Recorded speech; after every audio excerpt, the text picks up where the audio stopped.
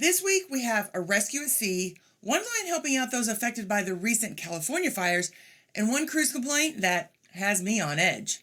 Ahoy travelers, it's Amy here with your weekly Cruise News Roundup and my thoughts on some of the biggest stories of the week.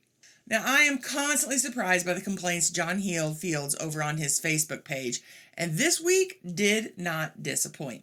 On the Carnival ship now, had dinner in Rudy's restaurant. Why did the waitress present the check to my husband? Seriously. I plan the vacation, I book the vacation, I buy all the necessary clothing and junk for the vacation, I complete all the booking info and scheduled excursions. It is my money that pays for our cruise. The waitress should have asked, who gets the check? Sexist treatment in 2025. Really, John Hield? Insulting. That is what it is. I did not leave a gratuity, of course. Talk to your wife and ask her opinion on this practice. You will say it is tradition. No, it is discrimination.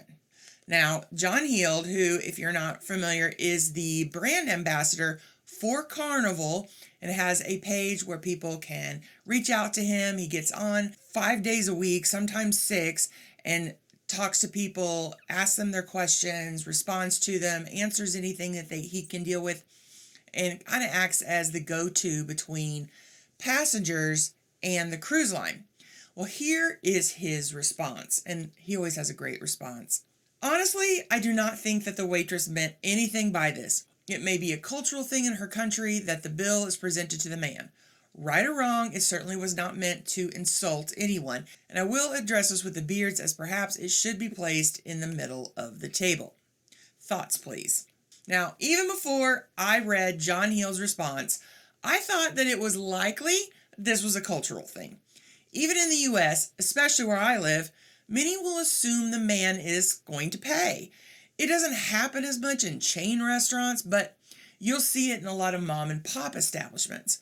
She even seems to recognize this is the case because she makes the comment, you will say this is tradition.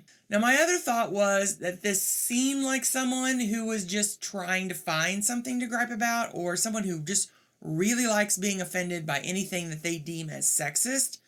And some people just like to be offended. There's just the reality of it.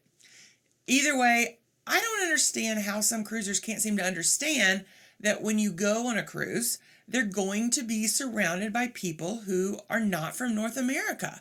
Except for maybe the Pride of America, which is the only U.S. flag cruise ship that I know of. Cruisers are unlikely to see anyone from the U.S. outside of the bridge crew or entertainment staff. But these are different, and they're not dealt with in the same way with the same rules that the regular staff that is cleaning and serving you your drinks and serving you in the MDR. It's just not the same. Steve from Pasadena isn't going to be cleaning your cabin or serving in the MDR. Now, I went to the comments of this post, as one does, and I found an even more ridiculous accusation in the comments. Now, I'll be honest, this is something I often battle on all lines. My fiance gets the check even though I booked the restaurant and the cruise on my own with my own card. The worst was on another line, not Carnival, when my C-Pass, that probably gives you an indication unless she just uses that as her general way of saying cruise card. My C-Pass stopped working to get into the room, but my fiance's worked. He was downstairs at a show while I quickly went to guest services to try to correct the problem and go back to the show. The guest services person said, I need permission of the man of the house to grant you a new C-Pass. I was taken aback because I had paid for everything on the cruise, which, in my opinion, is a whole other issue, but we won't get into that. I'd paid for everything on the cruise, was the primary person on the booking, and even with all that, I was booked into that room. I had to have him come up to give permission. I'm often called Miss, his last name, etc. I'm sorry, but I do not believe this person's story. I just don't. The only way this possibly would have happened is if maybe the man's name was listed as the primary on the room and on the account. But even then, I just don't see this happening. I'm always listed as our primary on our cruises because I'm the one that does all the footwork, book it, and all that kind of stuff. But Mom has never had any issues. She once had to go get a new room key multiple times because hers quit working. We think it was because it was being demagnetized, but that's beside the point. Anyway, no one asked to talk to me. Both cruisers' names are listed on the room, so both would have access to the room. They shouldn't even need an ID since everyone has a photo attached to their account. This story just doesn't make any sense to me. Nothing that I know about cruising makes this seem like this is a real story. Maybe I'm wrong. Let me know what you think. Women, would you be upset by your man automatically being given the check? And do you think that the second woman is telling the truth and that this story really happened to her? Well, Princess Cruise Line is giving those affected by the recent California fires one less thing to stress out about. Those who live in evacuated areas or whose homes have been significantly damaged by the fires are able to cancel their January cruises and receive a future cruise credit. I'm not sure anyone who lost their home is going to be up for cruising in February either, but I do think this was a nice thing for the line to do, and it's not surprising as Princess Cruises is headquartered out of Los Angeles. So part of their announcement stated, "At Princess Cruises, we are proud to be part of the Los Angeles community, and we remain committed to supporting our neighbors as we face these challenges together." I know I've even seen some comments where people were on a cruise and are coming back to no home. I can't imagine being away when something like this happens and how helpless you'd feel. It will be decades before some of these areas look anything like they used to before these fires raged through them. Plus, with many having their fire insurance canceled right before this happened, it's a whole other story. But I cannot imagine what many people are going to do. It's tragic. Now, there was one good story coming from this last week that I wanted to discuss. Royal Caribbean's Liberty of the Seas helped in the rescue of individuals on a fishing boat while returning to Fort Lauderdale on Thursday. Now, the ship was unable to send out one of their boats to go and bring the fishermen onto the ship due to the rough seas and the heavy waves, the high waves. However, they were able to locate the boat, which has sent out a distress signal after experiencing engine failure. The Liberty of the Seas remained in the area until the Coast Guard could arrive. At least one individual was airlifted from the water by the USCG rescue helicopter. Now, have you ever been on board a ship during a rescue? I was on board the Carnival Jubilee when we turned around to rescue a couple of fishermen in a kayak. They were miles from shore. It was amazing to watch, and I will leave a link to the video of that rescue in the description below. It's been a week of winter weather. We got freezing rain last Sunday, and thankfully it wasn't so bad that anyone in my family lost power, anyone really in my area, but there were outages in the counties surrounding us. I had to field a bunch of calls at work early Monday morning, wanting to know how the roads were. Now, this always annoys me, as it isn't us who keeps track of the road conditions.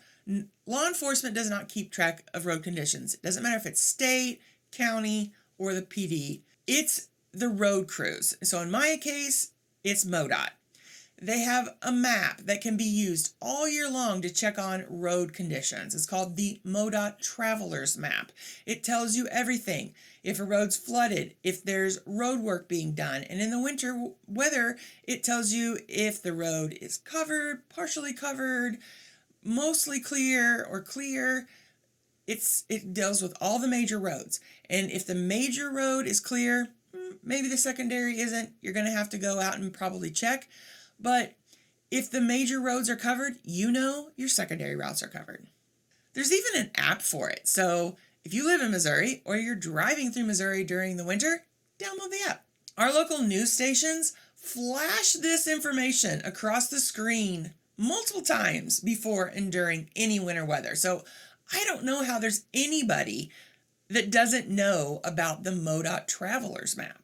They still call us, though, so I just tell them about the MoDOT Traveler's Map. Do I already know the road conditions? Sometimes. Could I look it up? Sure.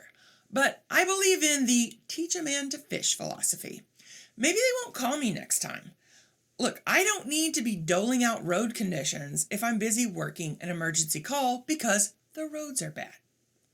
And most of the time, these people are just wanting to call us so they can tell their work, "Oh, they told me that it was too dangerous to drive. I can't come in." Look, people, I don't know if you're a good driver on dry pavement. I sure can't tell you whether or not you can drive safely on partially covered snow routes. Now, we had a lot of snow yesterday. This was our first snow this winter. Like, we had the freezing rain and we had all this ice and it was really pretty. But this was the first snow and it was a doozy. I woke up to a little over 3 inches. It was probably 3 1/4. But I think we ended up with around 6. I never went out and measured it. My mom did, and she said it was 5 something. It was pushing 6 inches, and it was still snowed after that. Now, I just happened to have Thursday night off, so I didn't have to spend Friday morning fielding the what are the roads like calls. And knowing who worked for me, she's super sweet. She probably told everybody exactly what the roads were like. And so now the teach a man to fish philosophy goes right out the window when that happens. Well, I did get a lot done with my extra day off after spending Thursday running errands, cooking, prepping for the storm. Spent Friday painting both of the walls in here and this bookshelf, well, the back of the bookshelf, which took a lot longer than you would think. All those grooves, I literally had to paint it with a really tiny paintbrush and get in all the corners because there's just really no good way to tape that up. And this is the second time I painted it. I taped it up the first time and it was a waste of my time. So I didn't even do that, but it had to do 2 coats. So it took a lot of time yesterday. Now, I'm not really done with this space yet. I do think it's starting to look a lot better. I really like this color. It took me a long time to pick it out. Now, I've yet to get a new frame for the map that I had over here. And if I am going to put it back up, it's going to need a new frame. So I haven't decided yet if I'm going to hang it back up or not. If I do, I'll probably hang it so it hides these 2 outlets right here. Now, I'm not sure why my uncle put them this high up on the wall when he built this room. This is where they kept their upright freezer and extra refrigerator back in the day, but that doesn't really mean the outlets needed to be where they are. Now they're just this giant eyesore. I may end up painting the outlet covers, the wall cover, but I'm not usually a fan of that look. And even if I did, the actual plug itself would still be white, so you'd still be able to see them. I have also thought about maybe hanging some shelves and then putting something on them that like hide the sockets or even uses them and the whatever's in on the shelf lights up. I may change the camera angle and then put the bookshelf on that wall and cover up at least one of them. Possibly, but this wall over here has a pocket door in it. It's just right off camera.